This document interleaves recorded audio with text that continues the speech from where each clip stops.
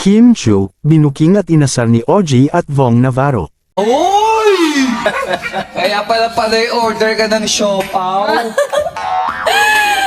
Hindi nakapagsalita si Kim Chu nang asarin ni na OG Alcacid at Vong Navarro tungkol sa chismis at balitang boyfriend niyang si Paolo Avellino.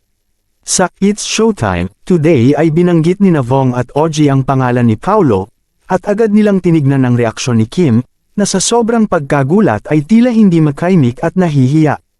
May binabasang script si Kim Chu sa segment na, Especially for You, at tinanong kung dapat bang maging sapat o maging tapat sa isang relasyon.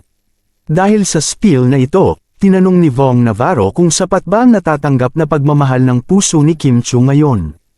Agad namang ngumiti si Kim, na tila gusto nang umalis sa stage dahil sa hiya. Sinundan ni OG Alcacid ang tanong kay Kimi at sinabing sapat na ba Kimi o sapaw? Banat naman ni Vong Navarro, kaya pala panay order ka ng siopaw. Dagdag pa ni OG Alcacid, grabe yung sigla mo at ngiti, umaapaw. Inulit pa niya ang salitang umaapaw. Ito ang masayang asaran ng tatlo ngayong araw sa It's Showtime, na talaga namang nagpangiti sa mga solid Kim Chow fans.